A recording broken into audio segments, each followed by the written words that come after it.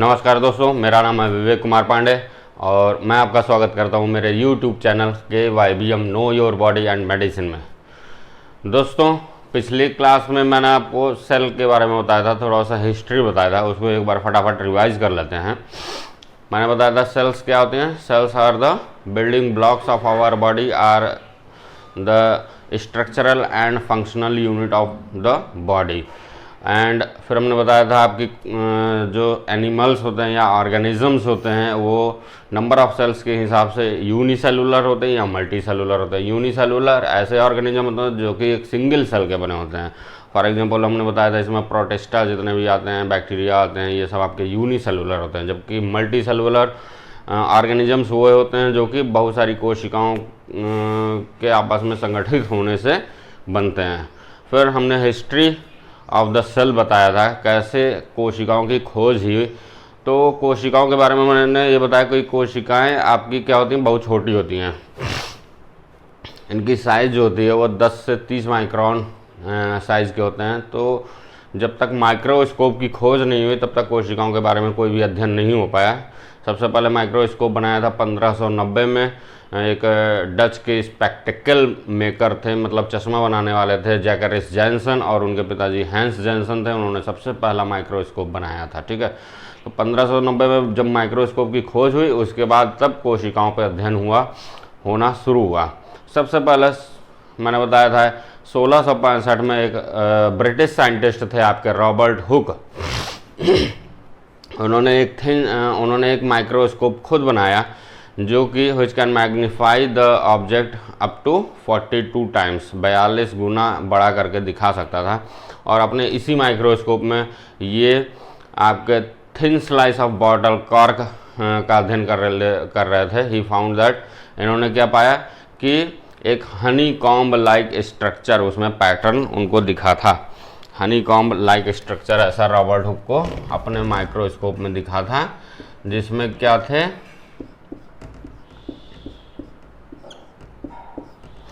Honey comb like structure था जिसमें इन्होंने देखा कि ये एम्प्टी कंपार्टमेंट्स थे और ये thick separated by thick wall से ये आपके सेपरेटेड थे।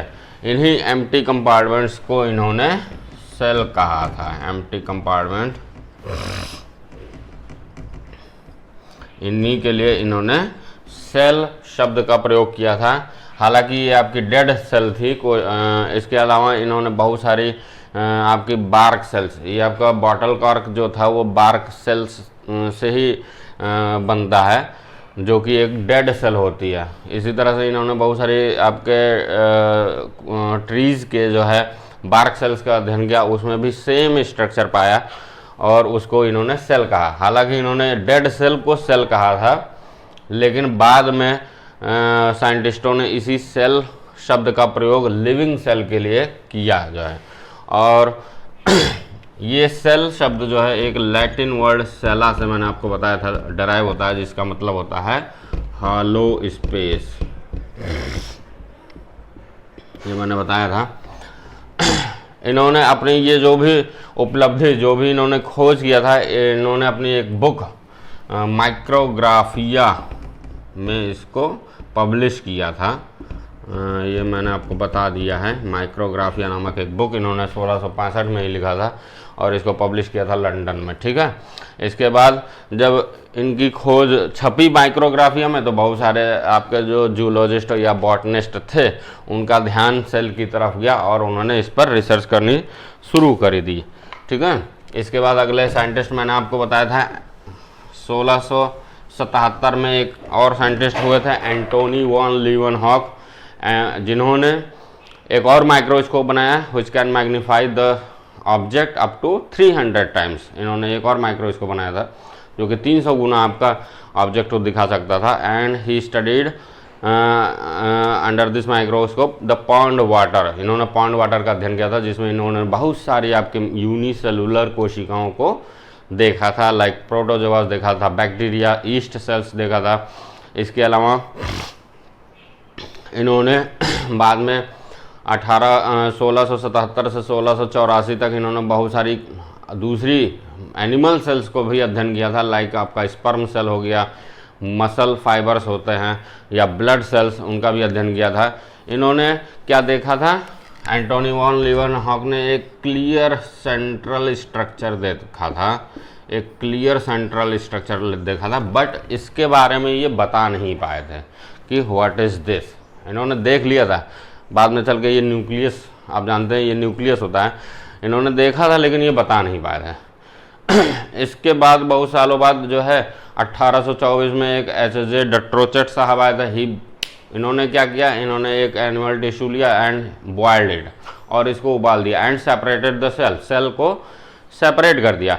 इन्होंने इससे यह आइडिया दिया, he express the idea that the cells are individual cells होती हैं, ये आपकी सेपरेट यूनिट्स होती हैं। मीन्स आपके सेल जो होते हैं वो किसी भी फाइबर नेटवर्क के बीच के हालो स्पेसेस नहीं होते हैं, ये हालो स्पेसेस नहीं होते हैं कोशिकाएं, बल्कि दीज आर सेपरेट यूनिट्स होती हैं, ये एच.जे. डट्रोचेट ने बताया था। इसके बाद आपका 1831 से 33 के बीच में एक साइंटिस्ट रॉबर्ट ब्राउन हुए। उन्होंने सबसे पहले ब्राउनियन मोशन के बारे में बताया, while studying on the pollen grains suspended in the water, water में सस्पेंडेड पॉलन ग्रेन्स का अध्ययन कर रहे थे, तो इन्होंने इसकी मूवमेंट को स्टडी किया और ऑब्जर्व किया और इसको डिस्क्राइब किया, और उन्हीं के नाम पर इसका नाम ब्राउनियन मोशन पड़ गया। इसके बाद इन्होंने एक आर्किड रूट की कोशिकाएं होती हैं उसका अध्ययन कर रहे थे, और उसमें इन्होंने एक क्लियर सेंट्रल ये स्ट्रक्चर देखा था रॉबर्ट ब्राउन साहब ने, और इसका ही नाम इन्होंने न्यूक्लियस दिया था। ठीक है, न्यूक्लियस जो कि एक लैटिन वर्ड कैरियन से लिया गया है, जिसका मतलब होता है, कैरियन मतलब होता है उस समय जो है ये लैटिन वर्ड यूज किया जाता था, सीड इनसाइड द फ्रूट, फल के अंदर जैसा सीड अंदर धांसे होते हैं, वैसे इन्होंने देखा था कि कोशिकाओं के अंदर सेंटर में कुछ क्लियर स्ट्रक्चर इनको दिख रहा था, और इसीलिए उसके लिए शब्द कैरियन यूज किया, जिसका मतलब न्यूक्लियस है। ठीक है, न्यूक्लियस, तो ये आपका रॉबर्ट ब्राउन ने बताया था। इसके बाद एक और साइंटिस्ट हुए आपके फेलिक्स डुजार्डिन। उन्होंने क्या देखा था, उन्होंने एक जेली लाइक सब्सटेंस इसमें देखा था, जेली लाइक सब्सटेंस देखा था, जिसका इन्होंने जब अध्ययन किया तो पता चला कि इसका नेचर कैसा होता है, it is contractile in nature,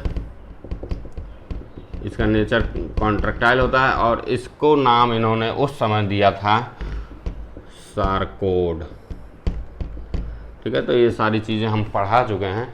अगर आप इसको देखना चाहते हैं तो मेरी पिछली क्लास का लिंक मैंने अपने डिस्क्रिप्शन में दे रखा है, वहाँ से आप जा कर के देख सकते हैं। ठीक है, तो ये एक शॉर्ट हिस्ट्री थी about the discovery of the cell.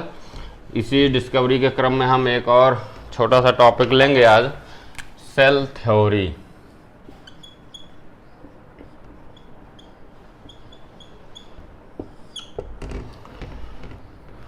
तो सेल थ्योरी आपका क्या है, सेल थ्योरी सबसे पहले 1838 में एक हमारे जर्मन बॉटनिस्ट थे एम.जे. स्लाइडन थे। ये बहुत सारे आपके प्लांट स्ट्रक्चर और ग्रोथ, प्लांट के स्ट्रक्चर, बहुत सारे आपके वेरियस टाइप्स ऑफ प्लांट्स थे, उसके आपके स्लाइस काटते थे और उसको माइक्रोस्कोप के अंदर रख कर उसके स्ट्रक्चर की स्टडी कर रहे थे और उसके ग्रोथ की स्टडी कर रहे थे।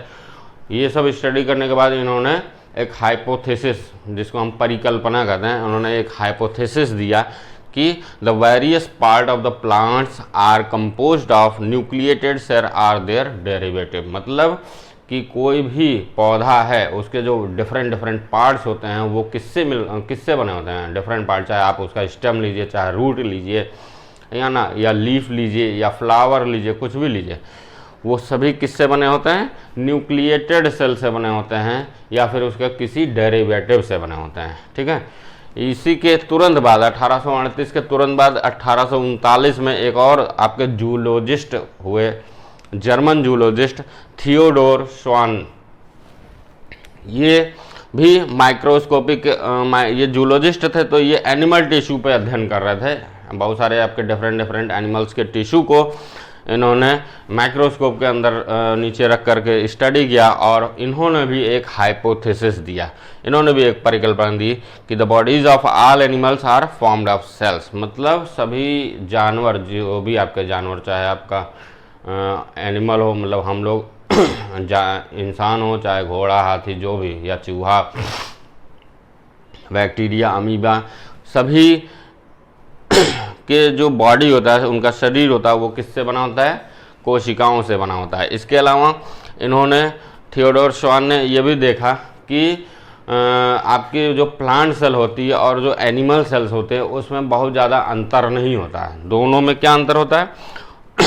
उन्होंने देखा, ये ऑब्जर्व किया कि केवल प्लांट सेल में क्या होती है, सेल के चारों ओर एक थिक सेल वॉल पाई जाती है, जबकि आपकी जो एनिमल सेल होती है इसमें ये सेल वॉल नहीं मौजूद होती है। ठीक है, ये प्लांट सेल में आपका एक थिक सेल वॉल पाया जाता है, जबकि ये एब्सेंट होता है एनिमल सेल में। इसके अलावा आपके प्लांट सेल और एनिमल सेल में सब कुछ बराबर होता है।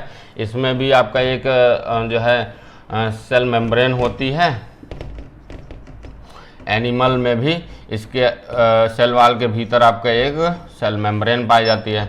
इसमें भी सेंटर में एक न्यूक्लियस होता है, प्लांट सेल में भी एक न्यूक्लियस होता है, और इसके न्यूक्लियस और प्लाज्मा मेम्ब्रेन के बीच में आपका जेली लाइक सब्सटेंस भरा पड़ा होता है। तो ये हमारे श्वान साहब ने ही बताया था कि प्लांट सेल्स एंड जो एनिमल सेल्स होती हैं, they are very similar to each other.